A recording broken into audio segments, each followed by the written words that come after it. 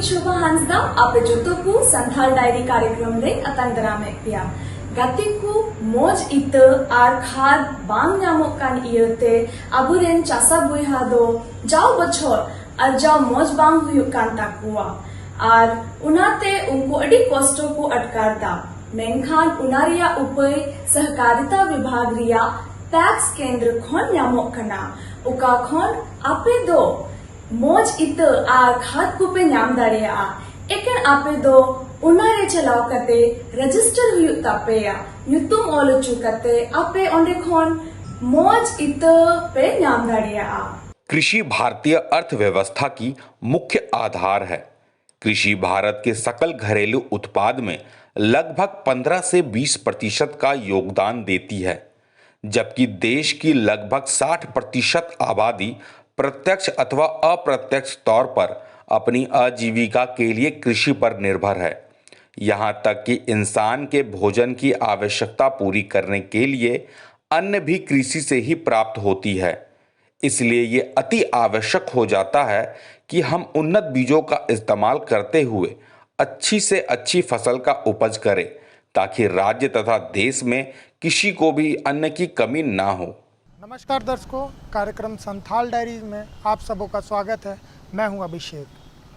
दर्शकों, इस कार्यक्रम के माध्यम से हम आप सबों को दिखाते आ रहे हैं कि किस प्रकार से विकास के कार्य किए जा रहे हैं। इसी कड़ी में आज हम पहुंचे हैं गोड्डा जिला के पत्थरगामा ब्लॉक में, और हम यहां देखेंगे कि पैक्स से जुड़कर किसान कैसे लाभान्वित होते हैं। जैसे यहाँ पे बीज उपलब्ध कराया जाता है, समय पे बीज भी प्राप्त हो रहा है सरकार की ओर से, पैक्स के माध्यम से भी बीज प्राप्त हो रहा है। लाभान्वित भी लोग किसान लोग बहुत बार हुआ है, अनेकों बार अनेक साल अभी होता है। जैसे अभी हाल में ही जो है धान बीज प्राप्त हुआ है, और जो भी सरकार की ओर से योजना माने बीज से संबंधित आता है सभी समय पे प्राप्त होता है किसान को। अगर हम बीज की बात करते हैं तो बीज जो है खुले बाजार में बिक्री होती है जी, और पैक्स के माध्यम से बीज दिया जा रहा है, तो दोनों की क्वालिटी में क्या अंतर है, मूल्य में क्या अंतर है? देखिए, मूल्य में यहाँ का जो बीज है उपज में वृद्धि ज़्यादा है और कम राशि में उपलब्ध हो रहा है, तो कहीं न कहीं किसान को बढ़िया फ़ायदा है।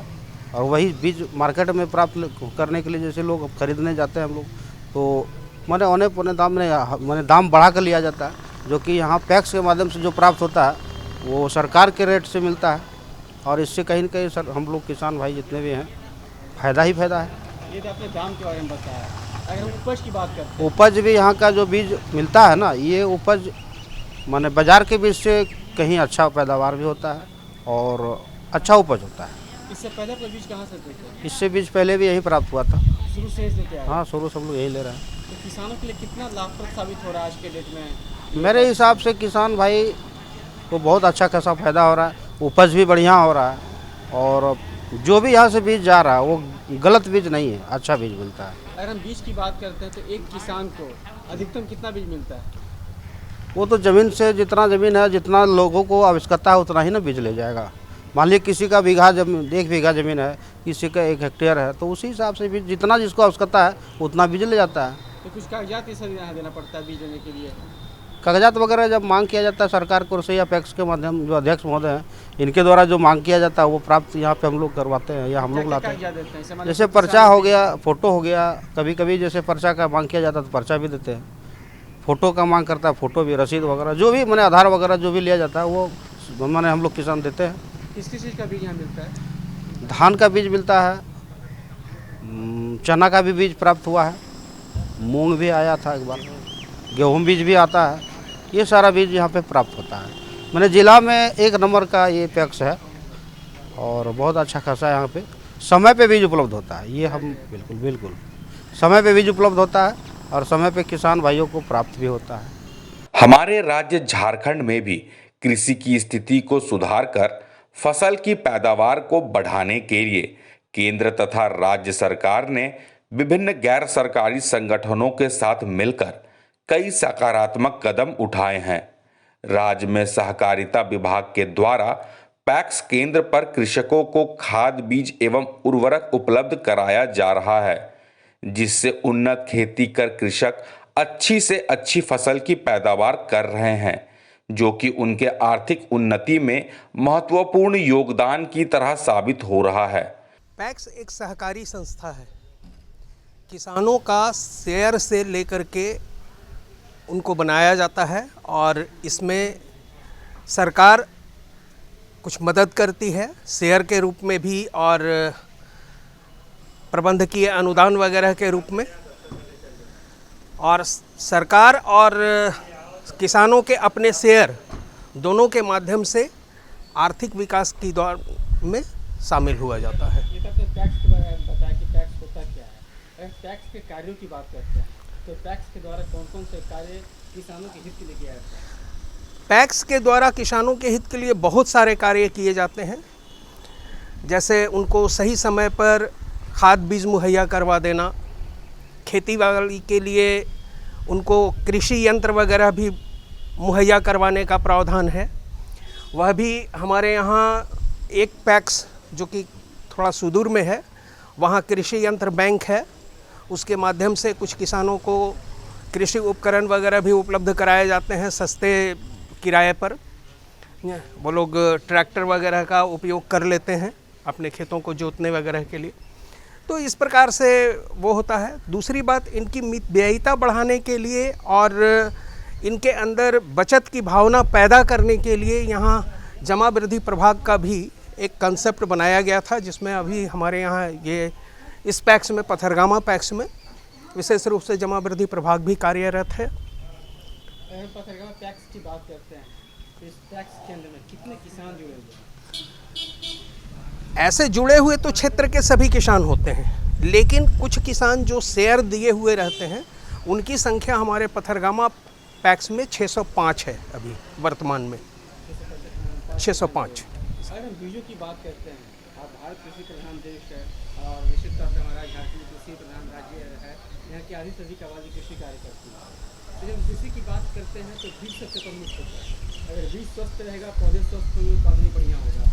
तो किसानों को स्वस्थ बीज मिले, अच्छा बीज मिले, इसके लिए आपका क्या प्रयास होता है? किसानों को अच्छा से अच्छा बीज मुहैया कराने के लिए ही हम लोग पैक्स के माध्यम से NSC नेशनल सीड कॉरपोरेशन का बीज हम लोग प्राप्त करते हैं और वो किसानों को मुहैया कराते हैं।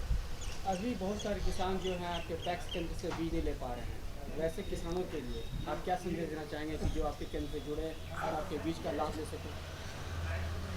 हमारे यहाँ तो मैक्सिमम किसान जुड़े हुए हैं जो बीज ले रहे हैं। जो किसान नहीं बीज ले पाते हैं वो मजबूरी ही होती है कि हमारे यहाँ एक लिमिटेड मात्रा में आता है और उनको कई बार नहीं मिलने के कारण वापस लौट जाना पड़ता है। तो ऐसी स्थिति में हम उनसे यही कहेंगे कि वो थोड़ा सा पता करते रहें कि सीड कब आ जाता है। सीड आने के बाद तुरंत जो है, अगर भीड़ हम लोग ज़्यादा देखते हैं तो थोड़ी सी मात्रा कंट्रोल करके हम लोग कोशिश करते हैं कि किसानों के बीच वितरित कर दें। किसकी चीज़ का सीड वितरण किया जाता है?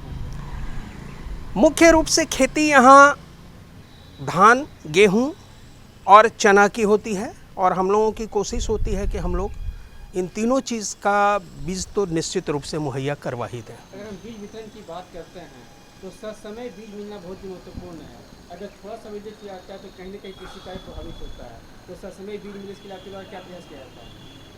पैक्स ससमय बीज लाने के लिए ही हमेशा प्रयत्नशील रहता है और हर बार उसका प्रयास सफल ही रहा है। हम लोग पैक्स के माध्यम से रोपनी के बहुत पहले ही बीज ला करके किसानों को मुहैया करा देते हैं। पहले मध्यम दर्जे की फसल के कारण यहाँ के किसान की आर्थिक स्थिति अच्छी नहीं रहती थी। वो अपने खेतों में मेहनत तो भरपूर करते थे, परंतु औसत खाद बीज के कारण फसल बहुत अधिक नहीं हो पाती थी। लेकिन जब से किसान सहकारिता विभाग द्वारा संचालित पैक्स केंद्र से उन्नत किस्म की बीज प्राप्त कर खेती कर रहे हैं, तब से यहाँ की फसलों के पैदावार में भारी इजाफा हुआ है। 10 वर्ष से लगभग करते हैं खेती। 10 में हम अपने, उसके पहले पापा करते थे। जब हम खेती की बात करते हैं तो खेती बीज का बड़ा भूमिका है। हाँ, बीज तो यहाँ मिलता है। इसका उत्पादन होगा। हाँ, नहीं, बीज तो यहाँ बढ़िया मिलता है, उत्पादन भी सही मिलता है। पहले बीज कहाँ से लेते थे? पहले भी यहीं लेते, आज तो हमको लगता है 20 वर्ष से यहाँ बीज मिलता है। 10 वर्ष से हम ले रहे हैं, 10 पापा लेते थे पहले। यहाँ की बीज की खूबी क्या होती है? उपज अच्छा है। अच्छा, जी हाँ। अगर मान लिया कहीं बीज ले गए, कोई शिकायत हुआ तो ऐसा तो नहीं देखने को मिला है। आज तक कभी नहीं हुआ। जी नहीं। और यहाँ पे किस चीज़ की बीज मिलती है? मूंग की मिलती है, चना मिलता है, कोई गेहूँ भी मिलता है, सीजन में सब मिलता है। अगर मूल्य की बात करते हैं तो बाजार से बहुत रिबेट है यहाँ। तो किसानों को कितना लाभ हो रहा है ये केंद्र खुलने से? किसान के मार्केट के बीच से ज़्यादा लाभ है यहाँ। हम लोग तो यानी ये सीजन में हर एक चीज़ के करते हैं, रबी में, खरीफ में सब करते हैं खेती। अच्छा, तो आपके यहाँ पकड़गामा पैक्स बनने से क्या फ़ायदा मिल गया? पैक्स से सारा यानी कि हम लोग को जो है बीज का अनुदान दर पर मिल जाता है। लेकिन कभी कभी किसान का शिकायत रहता है जो समय पर बीज नहीं मिल रहा है, समय पर खाद नहीं मिल रहा है, तो ये पकड़गामा पैक्स किस तरह से काम कर रहा है? नहीं, जब से मॉडल हुआ है तब से जो है ना यहाँ पर समय पर बीज आ जाता है, आप लोगों को कोई परेशानी नहीं है। तो आप खेती किस चीज़ का करते हैं? हम लोग धान का खेती करते हैं खरीफ में, रबी में चना है, मसूर है, गर्मा में मूंग का खेती करते हैं। अगर हम आपके प्रखंड की बात करते हैं तो सारे किसान टैक्स के माध्यम से भी देते हैं, बाजार से भी देते हैं? नहीं, 50% आदमी यहाँ से ले जाते हैं। तो आप ये 50% से जो बाहर बाजार से लेते हैं उनको क्या बतलाते हैं कि बीज के बारे में? कुछ लोग हाइब्रिड का इस्तेमाल करते हैं, कंपनी वाला बीज, तो वो लोग बाजार से करते हैं। और जो कोई सरना हम लोग यहाँ जो आता है हाइब्रिड आता है, वो सब यहाँ से ले जाते हैं। क्या अंतर है? अभी भी 50% किसान जो बाहर से बीज लेते हैं, क्या कारण है, क्यों बाहर से लेते हैं? बाहर से मतलब कि वो सब अपना ज़मीन के हिसाब से ले जाता है कि वो सब ज़मीन में ये सूटेबल नहीं है। तो किस ज़मीन के लिए यहाँ का बीज सूटेबल है? ये नीचे ज़मीन के लिए सूटेबल है। तो जो किसान अभी भी जो ऊपरी खेत में खेती हाँ, करना चाहते तो ऊपरी खेत वाला ही लोग उनको बीज यहाँ से मिलती नहीं है, नहीं। उसके लिए क्या व्यवस्था है? कुछ यहाँ यहाँ भी हाइब्रिड की स्टार्ट कर दिया गया है। कर दिया जाए? हाँ, खेती कार्य करते हैं। कितने वर्षों से खेती करते आ रहे हैं? खेती तो अभी हम इधर से करे, पहले पापा करते थे, हमारे पापा गुजर जाने से मेरे ऊपर भार आया है। जब हम खेती की बात करते हैं तो बीज सबसे प्रमुख आता है। हाँ, तो बीज कहाँ से लेते हैं आप? बीज तो हम लोग ही पथरगामा पैक से ही लेते हैं लगभग। पापा क्या इसके जो यहाँ से जो लेते बीज थे। होता है, उसका क्या खूबी क्या है? उपज अच्छा होता है, फसल अच्छा होता है, सब चीज़ ठीक ठाक है। मानसून वगैरह तो सिर्फ बीज ही डिपेंड नहीं करता है खेती पे, थोड़ा मानसून सब चीज़ उपयुक्त होना चाहिए। मानसून नहीं आया, जैसे इस बार हम लोग का बिछड़ा अभी हालत ख़राब है पानी नहीं के कारण, तो इसमें बीज को कैसे दोष दिया जा सकता है? बहुत सारे किसान अक्सर कहते हैं कि हम जहाँ से बीज लेते हैं तो बहुत सारी बीमारी हो जाती है, तो जो बीज यहाँ से लेते हैं वो बीज उपचारित होता है? हाँ बिल्कुल, ऐसा कोई शिकायत नहीं मिलता है। आज यहाँ लगभग हर खेत हरे फसलों से भरे पूरे दिखते हैं। भारत सरकार तथा राज्य सरकार के द्वारा सहकारिता विभाग के तहत पैक्स केंद्र का गठन कर कृषकों के जीवन स्तर को सुधारने का प्रयास किया गया है, जो कि राज्य के कृषकों के उत्थान की तरफ एक सार्थक कदम साबित होगा। केंद्र 2013 से स्टार्ट हुआ था, मतलब पैक्स का गठन हुआ था, और जैसे ही यहाँ पर बिल्डिंग का निर्माण हुआ उसके बाद धान अधिप्राप्ति सेंटर का यहाँ उद्घाटन हुआ, और पिछले 3 वर्षों से यहाँ पर धान अधिप्राप्ति सेंटर चल रहा है और किसानों को इससे बहुत ज़्यादा फ़ायदा हो रहा है, क्योंकि यहाँ पर किसान के द्वारा जो धान दिया जा रहा था, बेचा जा रहा था, बहुत सस्ते दाम पर गोला में दिया जा रहा था। जो लोग चट्टी लगा के ख़रीदारी करते हैं तो काफ़ी सस्ते दाम में धान खरीद लेते थे और किसान को मुनाफा नहीं हो पाता था। अगर हम धान अधिप्राप्ति केंद्र की बात करते हैं तो धान जो है किसान बहुत सारे पहले जो है बाजार खुले बाजार में बेचते थे, लेकिन जब से यहाँ पे पैक्स अधिप्राप्ति केंद्र की स्थापना हुई है तो किसानों के जीवन में कितना बदलाव आया है? क्योंकि बाहर का रेट और यहाँ का रेट में काफ़ी अंतर। आपने बताया कि बाहर जो है 1300 से 1400 रुपये में क्विंटल बेचते थे, लेकिन यहाँ पे सरकार ने एक रेट फिक्स कर दिया है, उसी रेट में बिकती है।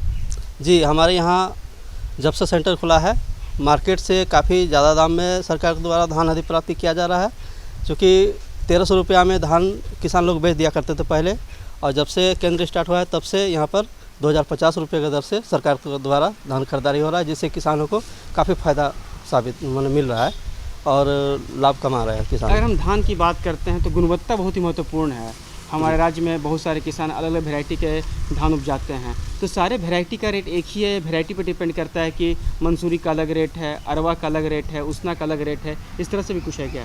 हमारे यहाँ पर एक ही किस्म के धान आते हैं, सादा धान, जो एक रेट हम लोग 2050 के रेट से जो धान लेते हैं वो सिर्फ ही लेते हैं। बढ़िया वो जो एक रेट का धान होता है 2070 रुपया का, वो हम लोग के यहाँ पर धान नहीं मिलता है। अगर हम पैसे की बात करें, कोई मान लीजिए किसान अगर धान लेके आता है 10 क्विंटल 20 क्विंटल, तो पैसा उसको नगद मिलता है या उसके अकाउंट में पैसा जाता है?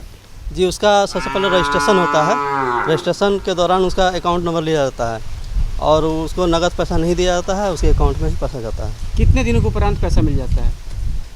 दो किस्त में पैसा जाता है। पहला किस्त 1 सप्ताह के अंदर जाता है और सेकंड किस्त जब धान राइस मिल चला जाता है और राइस मिल के द्वारा चावल बना करके जो सरकार को दिया जाता है, उसके बाद ही उसको पेमेंट किया जाता है। अगर हम बिचौलिए की बात करें, क्योंकि जो भी सरकारी काम होते हैं कहीं ना कहीं बिचौलिया तंत्र हावी रहता है, बीच में जो वो हावी रहता है और जो किसान को जो पैसा मिलना चाहिए वो सही पैसा मिल नहीं पाता है और बीच का पैसा वो ले लेता है। अगर हम इस केंद्र की बात करते हैं, चिलकारा गोविंद पैक्स की बात करते हैं, तो यहाँ पे भी क्या बिचौलिया तंत्र हावी है?